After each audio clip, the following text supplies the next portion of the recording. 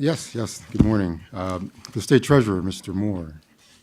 For the Director of Finance, Mr. Ortega. Mr. Lawson. Mr. Rosensteel. For the State Superintendent of Public Instruction, Ms. Zumot. Mr. Unterman. And for the State Controller, Mr. McGuire. Ms. Hendricks, you have a quorum. Housekeeping, we're going to be moving the Client Advisory Committee, so those in the back of the room. We're moving that to 2:30. We're having to kind of, as usual, just make some arrangements. So I just wanted to let you know that that's changed to 2:30. As well as I wanted you to know that we're going to be breaking for lunch at 12 o'clock, and we'll reconvene at 12:45. Okay? Everyone good with that? Time? All right, let's do the first item of business, the approval of the committee agenda and work plan. Second. All those in favor, aye? Those opposed? All right, we're going to go ahead and jump into closed session. No, you can rotate that back if you want. You can push that back to the end of the day if they want. You don't have to do it now. Okay. Sorry. I thought we had it already. Mary? Oh. Okay, then we can push that to the end. You guys, I'm having issues with my mouse, so.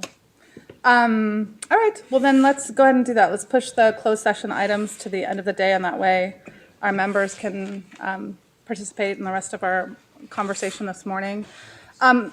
We are gonna jump then. I'm having some technical difficulties, so I'll have these guys help me out.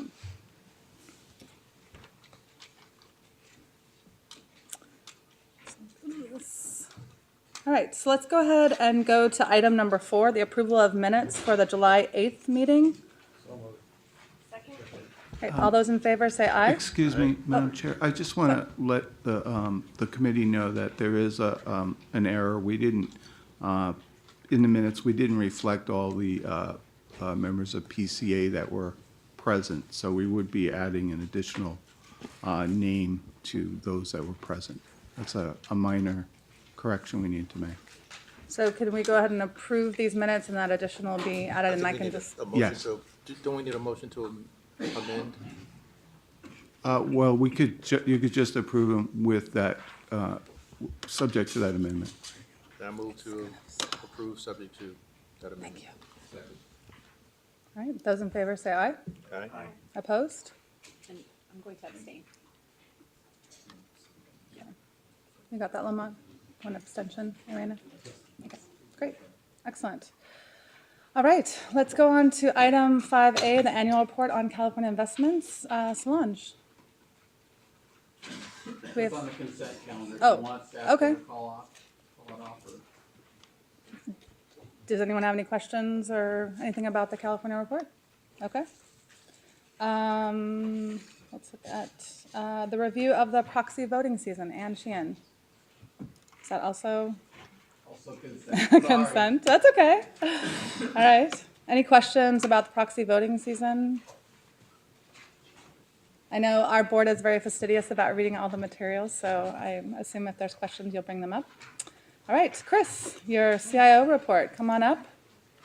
And as Chris is coming up, I as a member of the system and as a community college professor here in the state of California, I do want to just give a shout out to the staff, the investment staff here at CalSTRS and our consultants in the investments, because, you know, I think it's in the culture that we're in right now, it's easy to take for granted that, you know, the economy is doing better and that we're rebounding. But I think the performance of our portfolio this year of having a 13.8% return, we really should just have a moment of pause and just really thank the investment staff and all the consultants, all the people that are in this room and that are outside of this room that help, you know, this fund make money for teachers' retirement. And so I just want to acknowledge that and thank the hard work. I know it's been a tough couple of years, and so I really want to just thank the staff. I know a lot of people are watching right now, and I have to throw out a couple numbers just because I love numbers, that we're in the top quartile of funds in terms of our performance.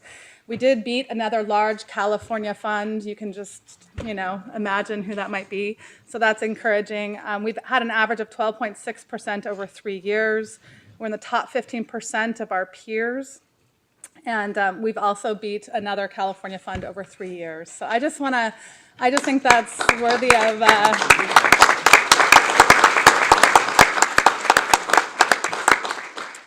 and I know as the acting chair the last few meetings, I've had a chance to get to know the staff better and have more robust conversations about our portfolio, and I've just grown to really, respect the intellect and also the heart of our staff, that you guys really care about teachers, that you keep that central in your thinking when you're making investment decisions. And so I just really appreciate the hard effort. And I know this year with the loss of a colleague, and it's been a rough year. And so again, just appreciate your hard work on the effort of California's teachers. So thanks. Thank you very much. All right, Chris. And I know the staff is watching upstairs, so they appreciate that a great deal. And I'll probably, which I've done in the past, is tape this section of the meeting and replay it at our staff meeting that we'll have on Thursday with the whole staff will fill this room. So I know the teachers in the back enjoy this part and like to take notes, so I will make sure the slides are available for those who want it. As of the end of August, we were at about 166 billion. We stand right now at about 167 billion. August was a tough month. July, as I told you, was very positive, but August we gave some back. But still, we're up about 2 billion fiscal year to date. So we're starting off this year in a nice position. And there's the asset allocation of the defined benefit assets. What's interesting so far in this calendar year, and Alan's going to come up next and talk about last calendar year, is kind of the returns across the world. You're seeing some of the best returns again in the resourced focused nations, Canada, Australia. Japan and its Abenomics is having a lot of volatility. I took that print of Japan before we started this week, because yesterday Japan was up early, quite strong. But what I draw your attention to is the fixed income returns. This is the second year we're seeing fixed income returns, as we have expected, to be negative and very low. In the past, we've been saying that for 4 years. So I'll be honest right away, when we're wrong.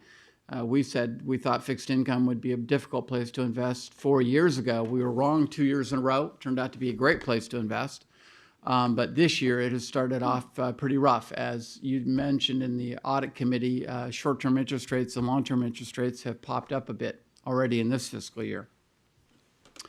Here's the stock market. Now this is 2013, so I'm shifting you to a calendar time period. And I put 2 sets of lines in there. Chartists love to look at rising trend lines. The yellow line is sort of the long term. It only has 2 data points on it. But the red line really shows you the market's gone back and tested that a couple of different times. And that trend still holds in place. Doesn't mean it's going to infinity. I want to always be clear about that. But it does demonstrate for you what a strong year 2013 is. And I have to constantly remind people, if you go all the way back to New Year's Day, everything we all talked about was the fiscal cliff. And the U.S. went off the fiscal cliff, yet you had this kind of stock market. Who would have thought? So it definitely defied what the experts all predicted for this calendar year, and has been a key driver of our returns. Here's the asset allocation where we sit right now. This is based on last year's asset allocation targets. Obviously, you're going to talk about new targets here at this meeting. I highlighted fixed income because we are below the target based on last year's numbers. If we shift, then we'd be within the range. But we want to stay very low in fixed income, near the minimum at all times, because we can perceive it as a very risky area. One of the things you've always asked me to do for the last couple of years is, as I always show, go up the masthead and look out over the horizon and what are the concerns that I see out there. First, on the negative side of the ledger, obviously the U.S. debt ceiling is going to come back up. Every time Washington, D.C. is on the TV, particularly with the CNBC and Bloomberg, that's usually bad in New York. So we're going to have to go through that. The catchphrase, which you've heard many times, taper tantrums, the big tapering, which the Fed has to do. The concerns we've still had about all of the major countries that are still in conflict. The debt crisis in Europe has not gone away. It's going to take years to work that off, but we're not in crisis. And then obviously, even though it might be silly, but just you had asked me many years ago to even think about big picture things. Some of these risks that we've been highlighting for years suddenly pop up and surprise Wall Street, whether it's a strong storm or climate change or obviously internet hacking. On the positive side of the ledger, and then also the question of a new Fed chairman. Many of you have heard that already going on in the market. So on the positive side of the ledger, I would say number one, you don't fight the Fed. He's gotten the nickname as Helicopter Ben, that he's coming in and constantly supporting the markets. People talk about the Fed put, in essence, that the Fed's behind the market, so you don't have to worry about it dropping. But we have, as I've told you in our weekly emails, it's a slow, positive growing economy, which is good. The housing market's doing okay. Obviously, we had a setback this summer as interest rates rose. You're going to see some numbers coming out that some of the housing starts are slower. Housing sales are slower, but they're not bad and they're not negative. Whether we call it Goldilocks, not too hot, not too cold, but it is steady as she goes. And the question is really going to be in our asset allocation and in our investment, how long are we going to have these historically low interest rates? For the two new board members I have pointed out, you just really have to put it in perspective. These are 200-year lows in the United States in interest rates and 300-year lows in the UK in interest rates. So, I mean, it's just truly historic low interest rates and very unusual for the Fed to forecast where we're going to be for the foreseeable future. So now the question is, are they going to be low into 14? Are they maybe going to be low all the way out to 2015? And that will be the discussion as we get a new Fed chairman. This chart I send you by email. It's in your books. This is the more updated chart. This is PCA's risk chart for September. And two areas remain in the high risk area, which would be equity markets because they're pretty extended, but then real estate. And real estate's confusing because it's up in the high in one category, but then down in the low on the other. And that has to do with what we've said all along, that cap rates in some markets are pretty tight, back to what we saw in 06, 07. But I'll have Michael get into that in a little more discussion.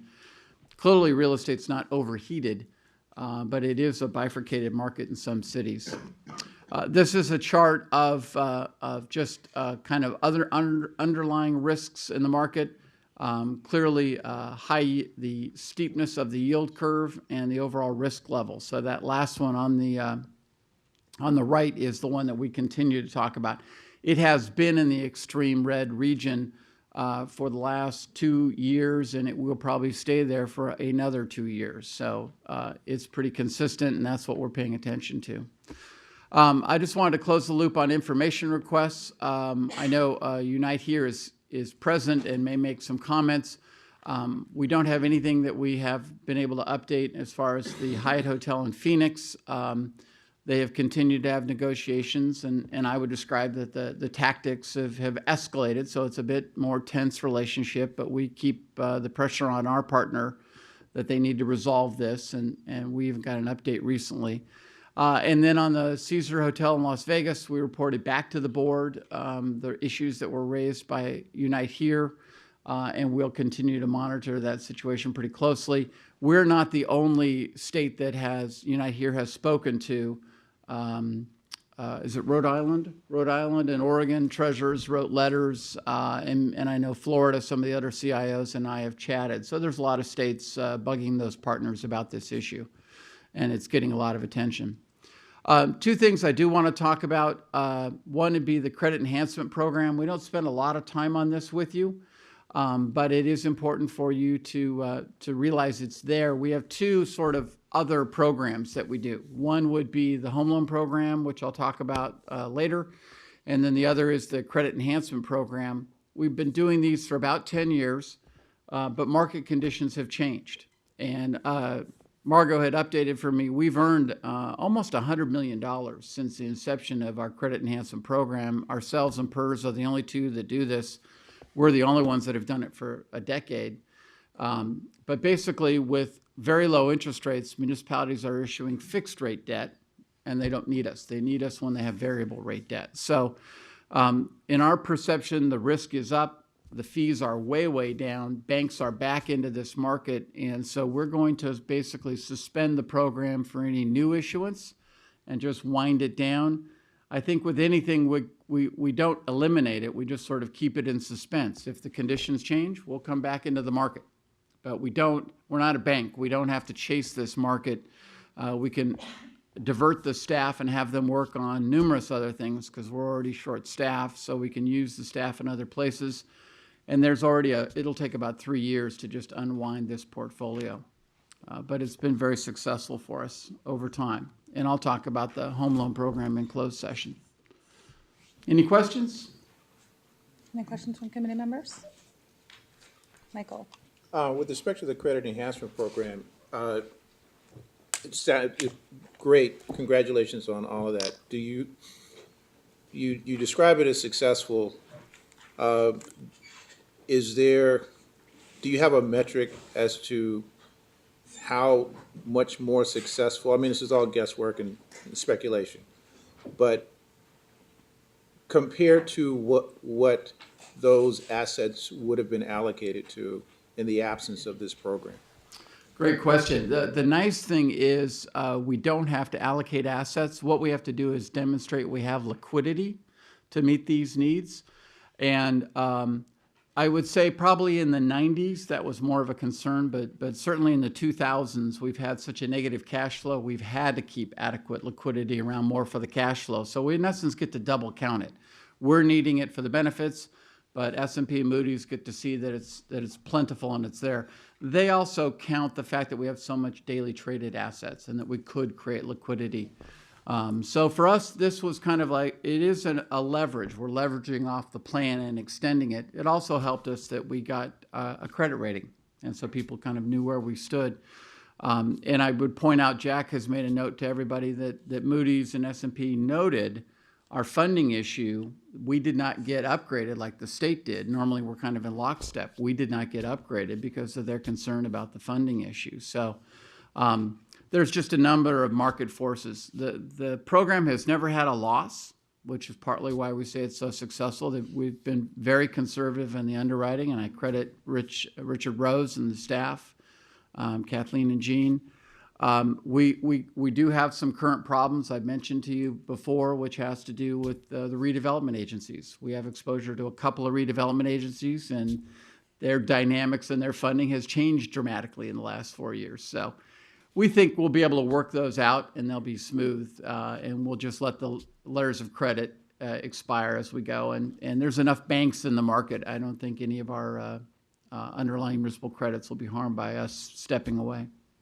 Good, thank you. All right, got Paul?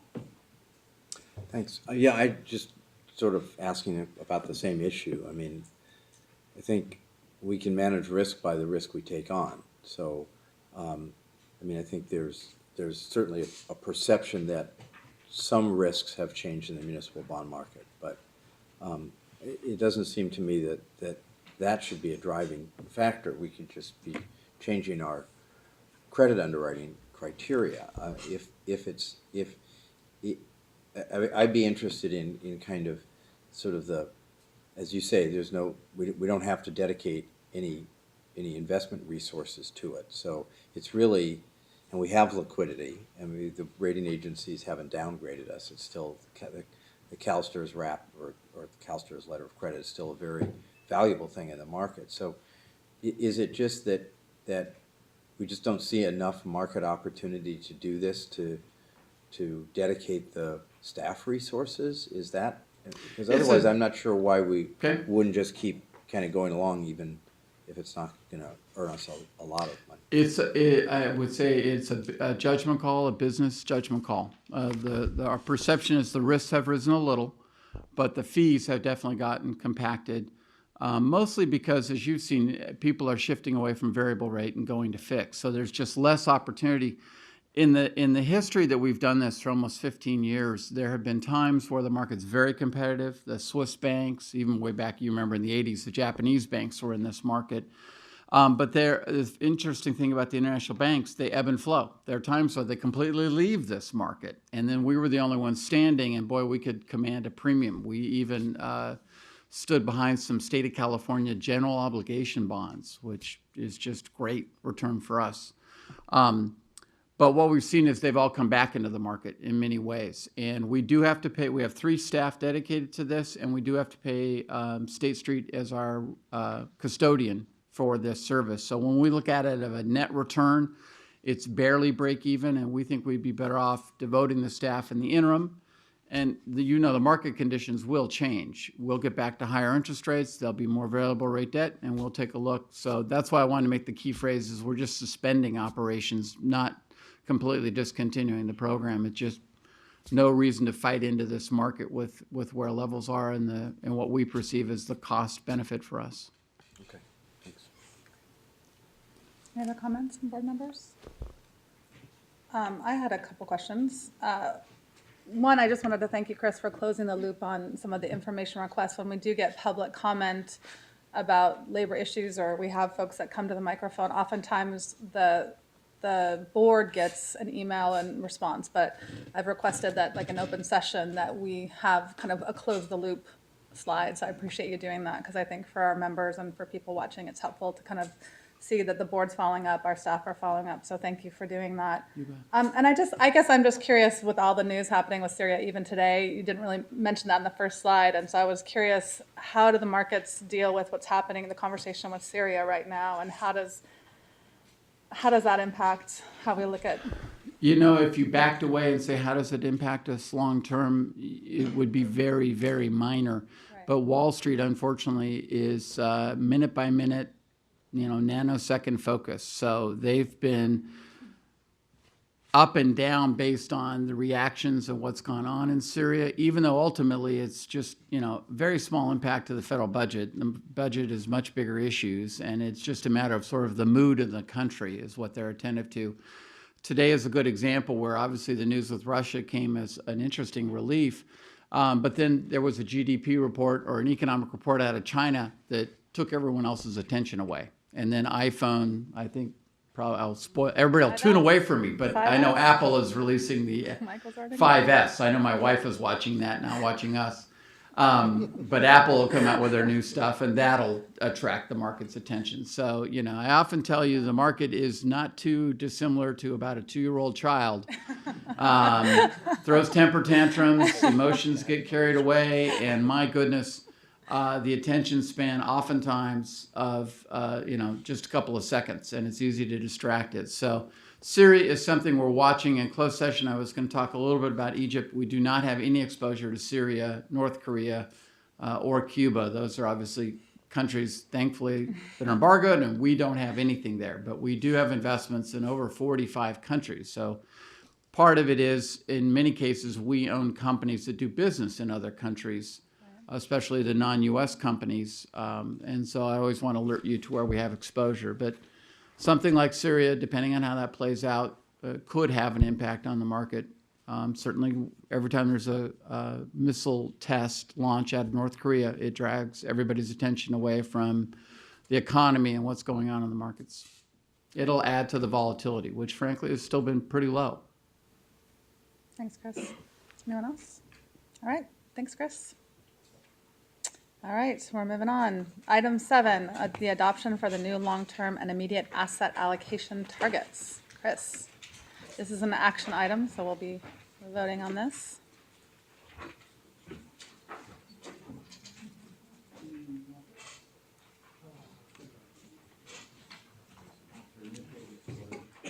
Got the PCA guys joining us. Alan Empkin, Neil Rue. Hello, good morning.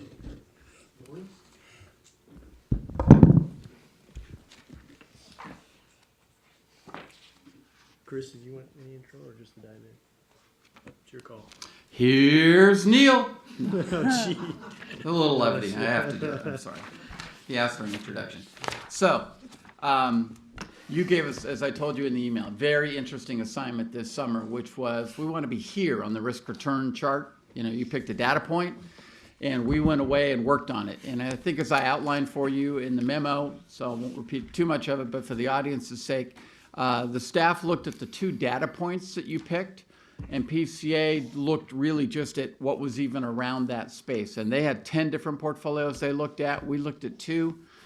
We came independently to the same position, which was very nice. And the real core debate for you gets around that absolute return asset class. And it fits nicely for those that remember the discussion last fall about risk-based asset classes. The key driver there was more absolute return because it doesn't look like other investment opportunities. Does that help us from a risk standpoint? Does that help us from a return standpoint? And that's where we have a difference of opinion. You've been asking us in PCA to express our different views oftentimes.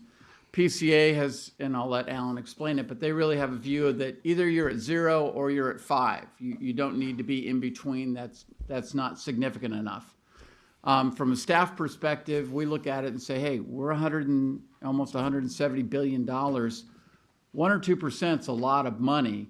It doesn't move the needle dramatically, certainly from a statistics standpoint, but that is a worthwhile goal, is to step our way into it. So our final recommendation from PCA and from staff is the same. It is on INV.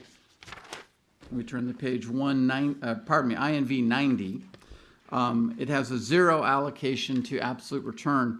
The one thing I want to point out is that we adopt a plus or minus 3% range around all those targets. So absolute return could grow up to 3% during the next 2 to 3 years, and it still would be within range. We're doing the next asset allocation study. Take a breath, I know it'll tire you out, but we're doing the next asset allocation study in 2 years.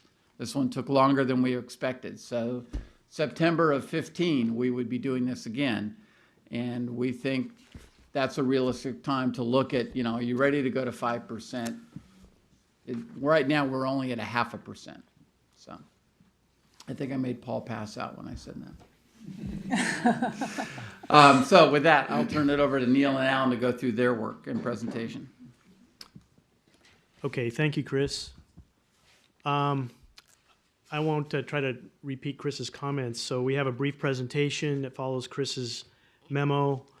The minutes describe very well the process that the board went through to sort of determine your risk tolerance. And that's highlighted in a little picture here on INV 3, or page 3, INV 97. I'm not going to deliberate on that too much. Just here's a picture of the deliberations that you had. What occurred as we investigated this board or investment committee defined risk tolerance was that we arrived at 2 different portfolios, you'll recall, that we were sort of discussing and debating. And really what that ended up was the board, where we left off, was the investment committee had 2 questions for us to come back to you with. And these were, well, we have these 2 interesting decision factors on the notion of improving the system. Can you sort of blend those together, look at those a little bit more closely? That was one question, and that's actually question 2 here. And then the other one was, well, these policy options are interesting in and of themselves, but can you look at other portfolios that are pretty darn equivalent to these 2 options that surround, because we were looking at 50,000 different portfolios that actually surround these 2, because there might be a different allocation option in there.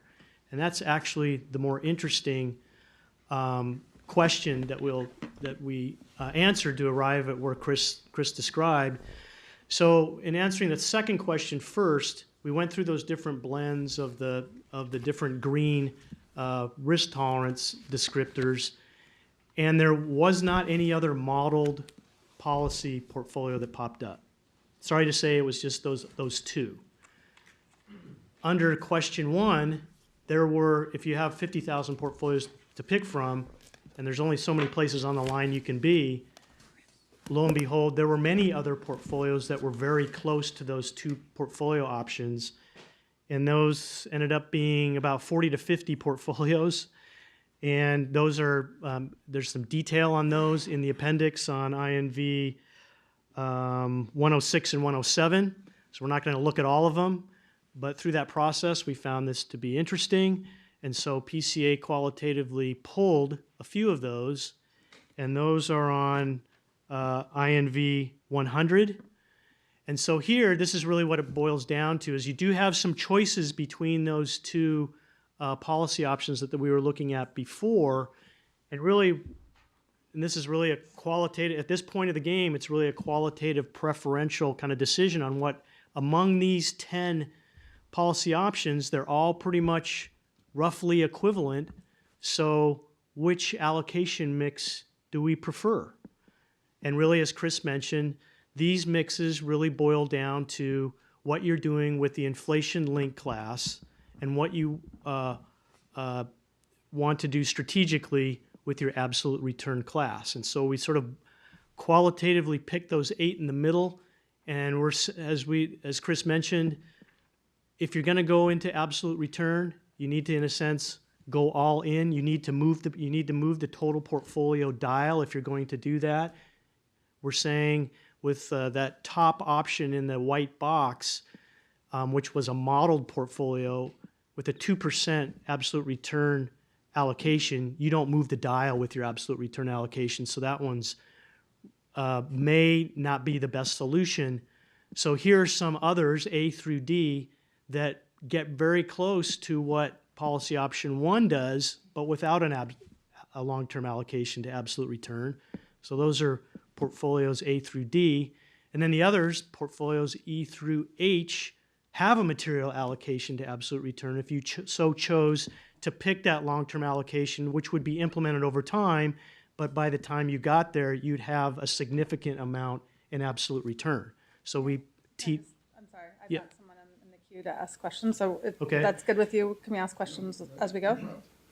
go ahead. Okay, Happy to. all right, Tom.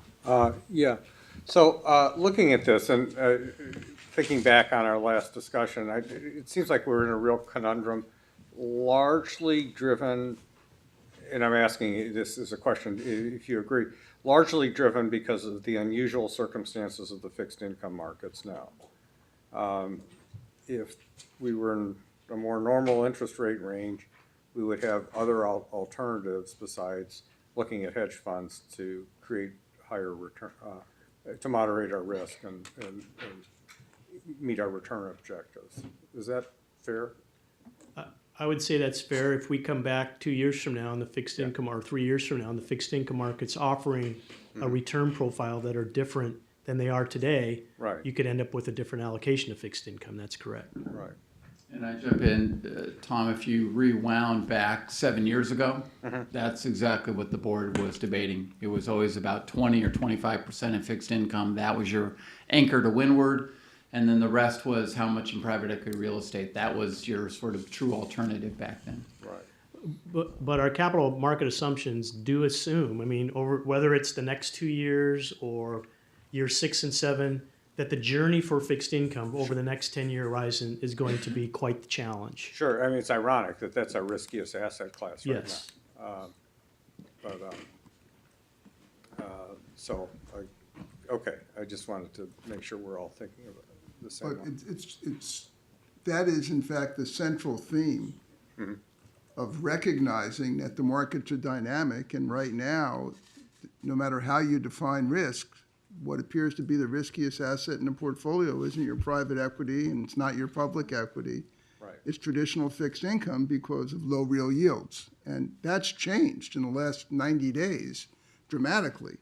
But it's still hard to forecast positive returns out of debt over the planning horizon that you're looking at. Right. Oh, Is this why we revisit asset allocation every 3 years? Is that Well, now it's every 2 years. every 2? Right. All right, I've got actually another question from Frank, so, Frank? Yeah, how were the 10 options on your presentation, page 7, culled from the 50 or so options that were in the appendix? How are they called? Yeah. It's qualitative in nature, and you can see there's, 2 basic themes on these 8. One is they have 0% allocations, and their risk return profiles is as highlighted by those the first 3 columns to the right of the table, are very close to, the A through D are very close, or as close as possible to portfolio choice 1 on the top. And then the bottom four have a material allocation to absolute return. We're sort of forcing that choice on you, and have a very similar risk and return profile to the portfolio choice on the bottom. And that's, So it's the absolute return I mean, aspect of it. going to the back where there's 50, we're saying they're all statistically, in a sense, they're all statistically equivalent to one another. Going to Mr. Unneman's question at the last meeting, when you have 50,000 portfolios, are some of them pretty similar to what the model produced? And the answer is yes. Madam Chair. Sure. And, Oh. and what's important to keep in mind is, in large part, what drives this are what we call constraints. And that is, there's a minimum amount of fixed income. And so the portfolio that are selected can't solve for less than 15% fixed income. It's constrained. It can't solve for more than 13% real estate or 13% private equity. If it was allowed to be unconstrained, there would be a portfolio that would have been 100% private equity, using that as an illogical example. And those constraints back you into fewer choices. And in this case, the lever or the variable really becomes, in our opinion, the absolute return strategy, because we feel very strongly that you want to commit more assets to exposure to more interest rate sensitivity, so that in the event that there's inflation, in a positive way, not in a negative way, you participate in that. And fixed income goes the other way. If there's inflation, the fixed income portfolio will have an adverse impact. Thanks, Alan. Got Tom again. But basically what we're talking about is a trade-off between global equity and hedge funds at this point. And how do you see the different return characteristics as you underline your recommendation? You know, what factors are going to drive different returns there? Do you want me to go ahead on that? Well, if you can, one of the goals of this, if we back up to, just to give you some numbers, is here on this table on, that's our page 4, INV 98, you can see you have this current policy portfolio below. We just show you the statistics there. Now, if you look, what's interesting is if you look over on the right-hand side under the 2-year cumulative drawdown, which was the decision factor that you were thinking about protecting the system. We don't want a big drawdown in the system. You can see that the current policy gives you a 10% chance of being down 10% today. You have a 10% chance the portfolio going down a cumulative 10% over the next 2 years.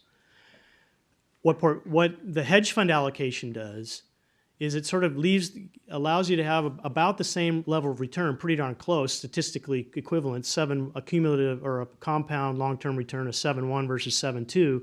But notice that the drawdown number, it goes to negative 9.3. We would say that's a material change. That's a 10% improvement in your drawdown. That's, when you start multiplying things by hundreds and $150 billion, that's real savings during a very difficult market. So that's the value of the theoretical value of having an allocation to absolute return in your portfolio, assuming you have the right absolute return investments in that particular class.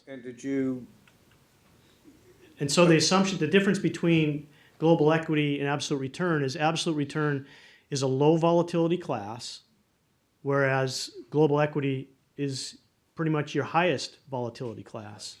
And the return, you're not expected to get the same amount of absolute return total return out of the absolute return class as you are out of global equity, but a reasonable, 5 to 7-ish type of return. Yeah, so it's a 1% difference in terms of likelihood of drawdown.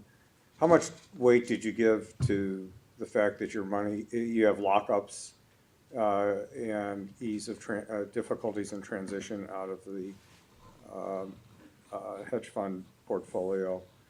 And then the other question is, how are correlations changing over the last couple of years? To answer your first question, there's really no notion of step in or step out type of incremental movement within the absolute return class in the modeling process. To answer your second question, the correlations are quite dynamic, and they're depending on this. We're modeling this across 1,000 different market or economic scenarios. The correlations are varying across all of those different scenarios. So you're looking at a whole spectrum of correlation type behaviors. I was thinking more in terms of how the performance of the assets correlated in times of high stress. I can't give you a very precise answer on that right now. Okay. I mean, there are scenarios where the correlations between absolute return and global equity are higher than we might think, and there are scenarios where they're lower than we might think. Right. In their modeling, they assumed hedge funds as the 57 types that I showed you.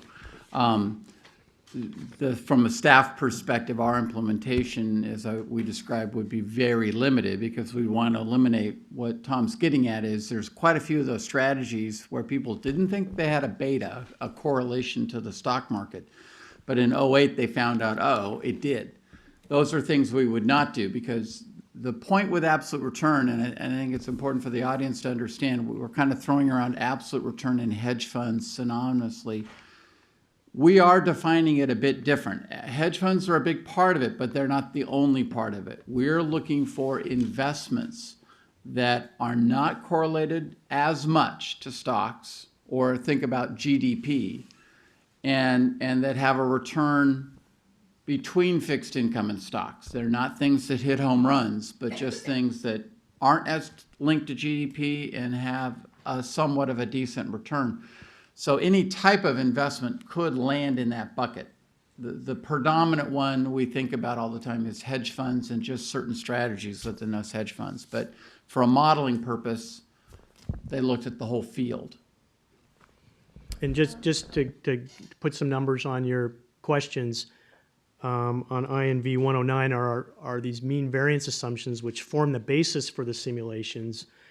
So here you can see that the long-term expected return of absolute return is a 5, or around even less on a compound basis, less than 5% a year. And you can see that the correlations between global equity and fixed they're not zero. They're somewhat positive, but keep in mind that in a simulation process, you're moving around these numbers, but that's the bias in the numbers. Yeah. The reason for my question is that when we've seen periods of really high stress, for even as recently as June or July, it seemed like that's the time when you'd had abnormally high correlations in some of the hedge strategies to the stressed asset classes. And so then, it makes the relative advantage of being out of global equity seem a little less because we're talking about a high stress period for global equity. And I don't know whether you want to do some more work on refining that analysis over time or not, because it will become relevant to our choices over time. Alan? In the desire to be practical as opposed to theoretical, the staff will still have the option to continue to be in the space and in fact to increase the exposure if they choose to in the innovation portfolio. Right. And in the next 2 years, you would not get towards even the higher end of the range that you're currently allowed to, the 0 to 3%. Sure. No, I like where the staff came out and where you guys came out. I was just probing how we got to where we got.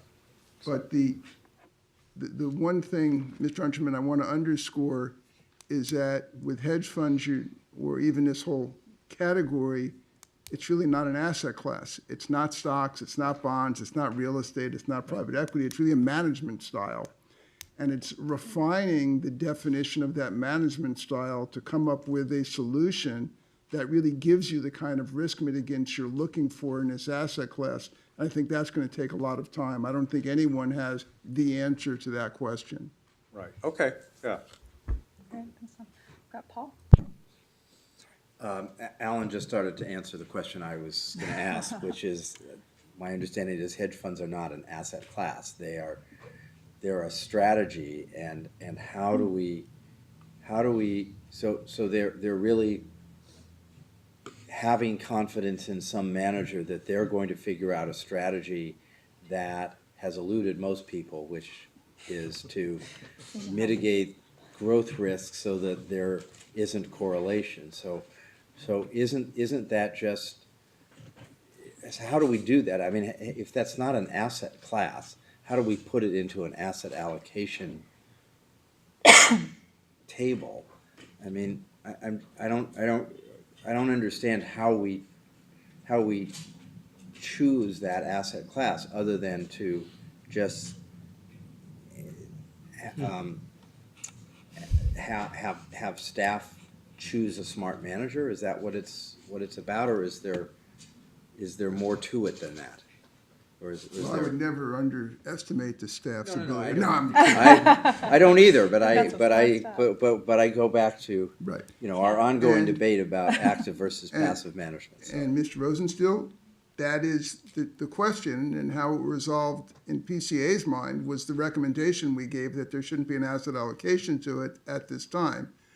I do think a lot of people are working on looking at that universe of strategies and trying to say, among those strategies, are there strategies that have a higher likelihood of giving us the kind of characteristics we're looking for to diversify growth risk in the portfolio?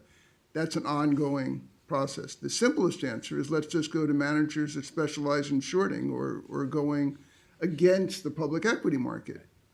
But you pay a price for that, particularly in long periods of rising markets. You pay a very steep price. But there could be long short strategies. There could be a variety of other credit strategies that provide that kind of risk return characteristic. And I think what we're looking for is your direction to say, keep looking for those. And if you, in the next 2 years, if you come up with some good ideas, let's include that in a new asset allocation. Makes sense. Thank you. Good, thanks. Anyone else? So Neil, do you have? So we've settled on, this is the same as staff, a little bit different in terms of where we're putting the liquidity, where we're pulling the liquidity from. But on INV 100, we're recommending, and it's described, it's laid out verbally on the next slide, but it's Portfolio B, which is consistent with staff's recommendation for a new policy.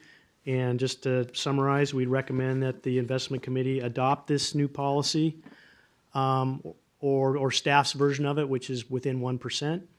And an implementation schedule, which I think we've dialogued with staff on, would look something like this, which is on INV 102. The column on the first numerical column is what you actually have in your portfolio, sort of ballpark today, and you would move over time towards the long-term target if and when it is adopted. So that's the recommendation on the table.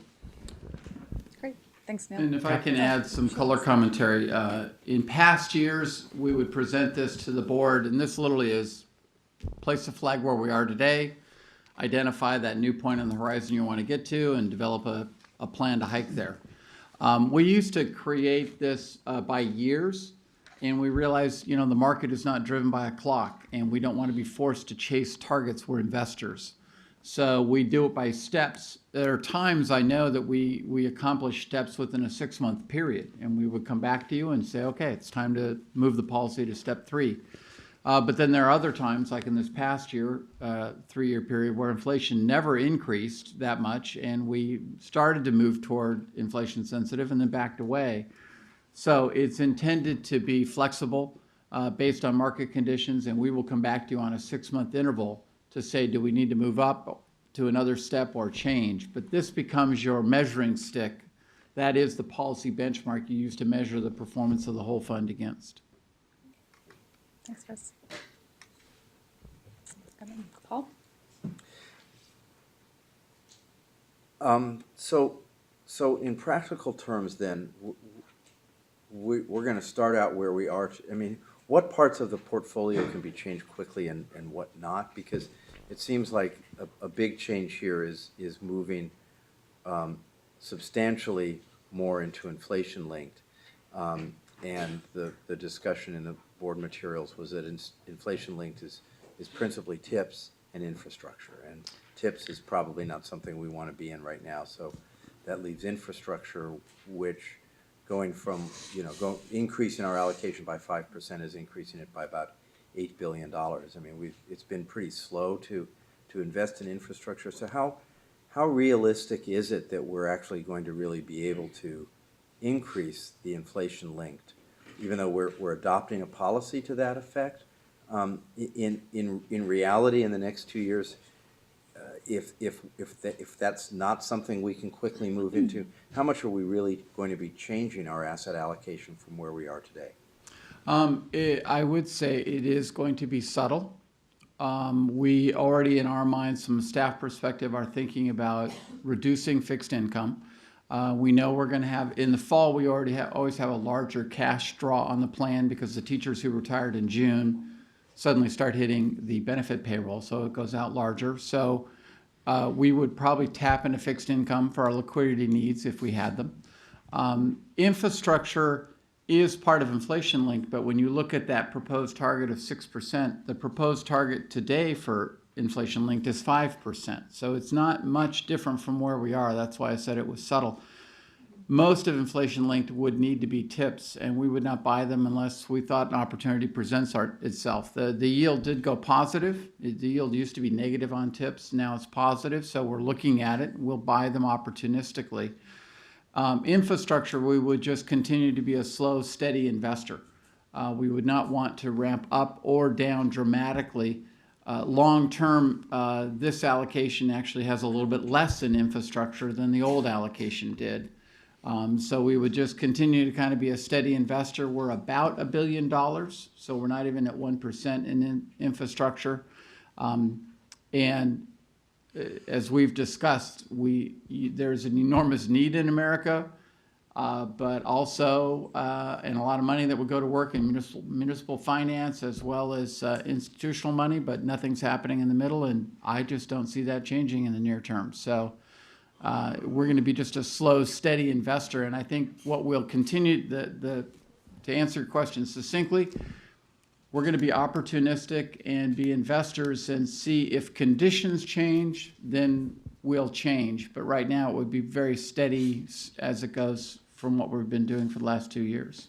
So if we're reducing fixed income, then is that going to mean that, I mean, the thing we can quickly move into is global equity? Does that mean that we're not going to be reducing our global equity allocation, and it's going to stay more like where it is now as opposed to ramping down over the next few years? Well, I think we're going to weigh the risk of the fixed income market against the risk of the equity market.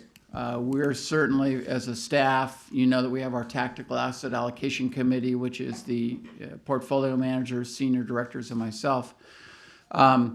We like the equity market, but we're not bullish enough that we'd want to lower fixed income right away. And I think what we'll trade off is looking at fixed income versus liquidity. If fixed income returns are negative, we'd rather just be in cash. So we would be looking to reducing fixed income fairly quickly.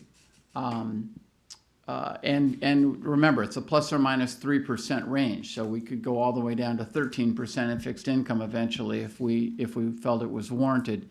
But it'll be based on the other dynamics in the market and the opportunity. And we'll report that to you on a regular basis of how the portfolio is doing and how the asset allocation and what sort of shifts that we're making in the portfolio. That comes to you in the quarterly reports that you get, and it also comes to you in kind of regular emails about the asset allocation. Thank you. And just to underscore, the asset allocation of fixed income isn't blind, and that is the staff can use some judgment to manage duration so they can reduce some of that interest risk by shortening up that portfolio. Any other questions from committee members on this item? So the recommendation, you can all see it at the bottom of INV 93. The recommendation is to adopt the proposed long-term asset class targets, which you can find on INV 90, and the 3-step implementation plan that are the next steps right on INV 93. Okay. Second. All right. All those in favor say aye. Aye. Opposed? Any abstentions? All right. It has been adopted. Thank you. It's been a long journey. Thank you for Your patience. and deliberations on Is this. truly appreciated from your consultant's perspective, and I'm sure from the participants. Well, it is, and I will say from my experience on our board, I am appreciative of our board's attention and time, and I think the detail that we've shown in the conversations that we've had and the debate that we've had, I think makes this decision feel like a good one. So thanks for board members, and thanks you guys. I expected balloons and streamers. I know, where's the kazoos, right? Okay, great. I think with that, since it is 12 o'clock and I committed to us breaking for lunch at 12, I just wanted to check in with, can we do an hour lunch? Does that work for you? In terms of our agenda, I'm just looking through the agenda, and I think we could do an hour, and then, is that okay with the committee? Okay, so let's go ahead and break it at 12. We'll have an hour lunch, so teachers, go just enjoy, and we'll come back, we'll reconvene at 1 p.m. Thanks.